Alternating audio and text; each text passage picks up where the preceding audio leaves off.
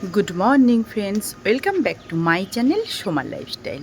তো বন্ধুরা, তোমরা কেমন আছো? আশা করছি ভালো আছো, আমিও ভালো আছি। দেখো, আজকেও রেডি হয়ে গেছি, আজকেও চার্চে যেতে হবে। তো এই যে এদেরকে খাবার দিয়ে দিই, পাখিরা সব বসে আছে। আয়, তো এখন থেকেই আমি আমার ব্লগটা স্টার্ট করছি। কালকে যখন চার্চে যাব বলে বাইরের গেট খুলছি, দেরি হয়ে গেছিলো বলে আমি আর ওদের খাবার দিয়ে যেতে পারিনি। তো যেই আমি বাইরের গেট খুলছি, ওরা ঝাঁকে ঝাঁকে সব দেখি আমার ছাদের ওপর নামছে। এবারে আমার চার্চ থেকে আসতে দেরি হয়ে গেছে, আর এসে দেখছি মানে একটাও পাখি নেই। খাবার দিয়েছি, খাইও নি, অর্ধেকের বেশি খাবার ওই যে পড়ে রয়েছে। তো আজকে দিলাম, এবারে হয়তো খাবে, সব উপরে বসে আছে।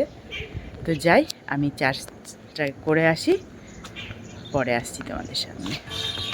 তো এই যে চলে আসলাম চার্চে, আর চার্চের ঘন্টাও আরম্ভ হয়ে গেছে। এইবারে শুরু হবে চার্চ।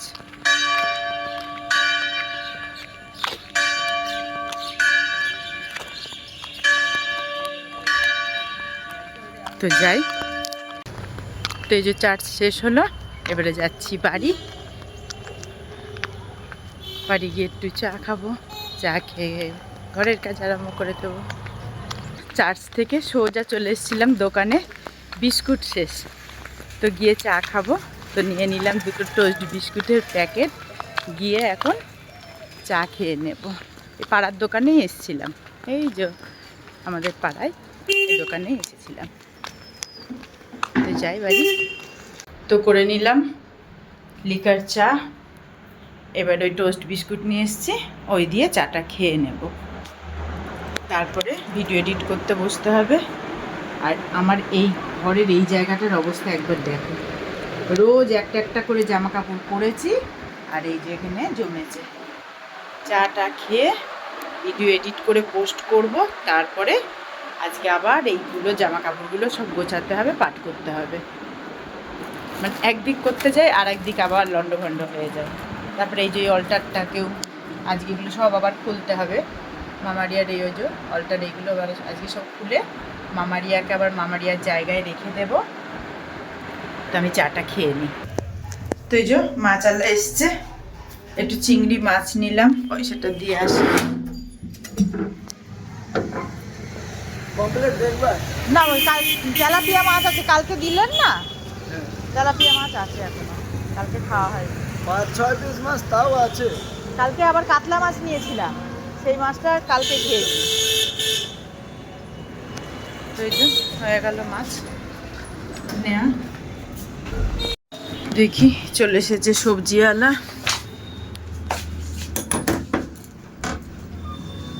কি নেব?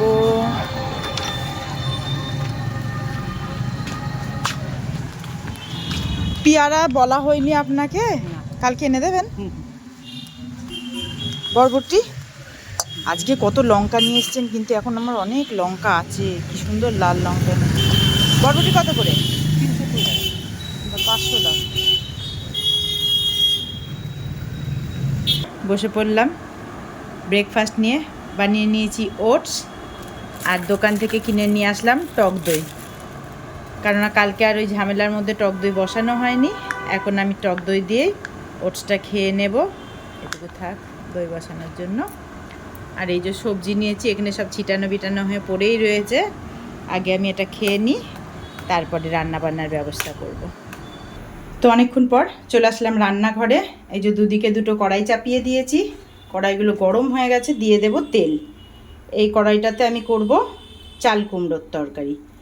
এদিকে আমি চাল কুমড়ো কেটে নিয়েছি, পেঁয়াজ কেটে নিয়েছি, টমেটো কেটে নিয়েছি, মা মশলা করে দিয়েছে।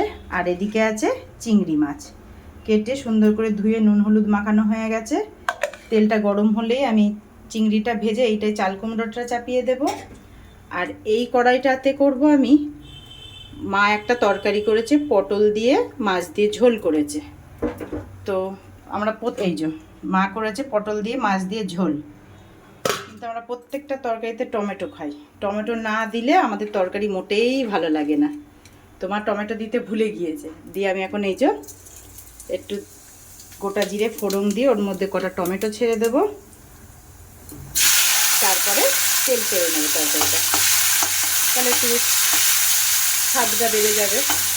তো টমেটোটা ভাজা ভাজা হবে, যেই মায়ের ওই তরকারিটা এর মধ্যে দিয়ে দেবো।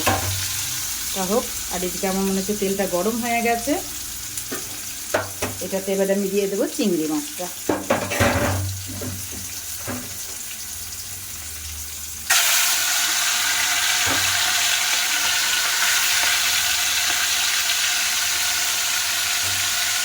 তাহলে আমি রান্নাটা করে নিই। আর এইদিকে আমার টমেটোটা গলে গেছে, এবার এর মধ্যে দিয়ে দেবো তরকারিটা। এইবারে তরকারিটার স্বাদ, কালার সব চেঞ্জ হয়ে যাবে। একটু ফুটলেই নামিয়ে দেব। তো ফাইনালি আমার চাল কুমড়ো চিংড়ির চচ্চড়ি হয়ে গেছে। এই যে ফাইনাল লুকটা একটু দেখে নাও কেমন হয়েছে আমার চাল কুমড়ো চিংড়ি। আর এই যে টমেটো দিয়ে তেল পেরে এরও লুক চেঞ্জ হয়ে গেছে। তো আমার রান্না কমপ্লিট হয়ে গেল। এবারে আমি খেতে বসে যাব।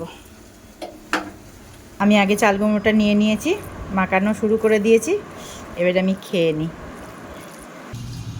এই যে আমি খাওয়াটা আরম্ভ করে দিয়েছি। প্রথমে চাল কুমড়ো দিয়ে খাচ্ছি, দারুণ হয়েছে চাল কুমড়োটা। তারপর খাবো পটল দিয়ে তেলাপিয়া মাছ। তো আমি খেয়ে নিই।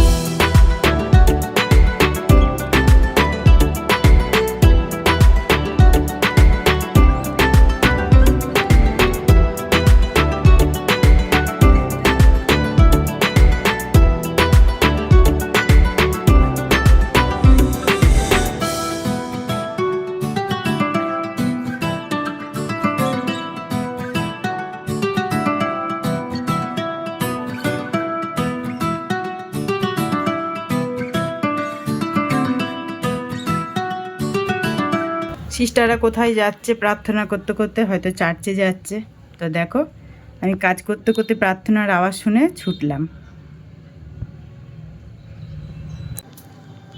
তো অনেকক্ষণ পর তোমাদের সামনে আসলাম। দেখো ঘড়িতে বাজে 8:16, আর পার্লার বন্ধ করে দিলাম 8টায়। আর এই যে তালা মারা কমপ্লিট হয়ে গেছে। ওই দুপুর বেলায় সারা দুপুর ওই ঘরের কাজ করে এত গরম ছিল না আজকে, পুরো একদম ক্লান্ত হয়ে গিয়েছিলাম। দিয়ে সন্ধ্যাবেলায় স্নান টান করে এসে ওই যে পার্লারে বসেছি এসিটা চালিয়ে, আর বেরোয়নি।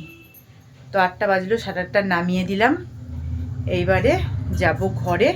আর দেখো লাগিয়েছি কি সুন্দর এখানে লাইট, কিন্তু এখন টিউবলাইট জ্বলছে বলে এই লাইটের আলোটা বোঝা যাচ্ছে না। দেখো লাইটটা অফ করব, কত সুন্দর লাগছে। এই দেখো কত সুন্দর লাগছে লাইটের আলোটা, পুরো গ্রিন একদম। দেখো চারিদিকে গ্রিন হয়ে আছে, কি সুন্দর লাগছে। তা জ্বলুক, কেননা একটা প্লাগেই সব দেয়া আছে। সেটা বক্স, মামারিয়ার লাইটটা, তারপরে এই লাইটটা, একটা প্লাগেই সব দেয়া আছে।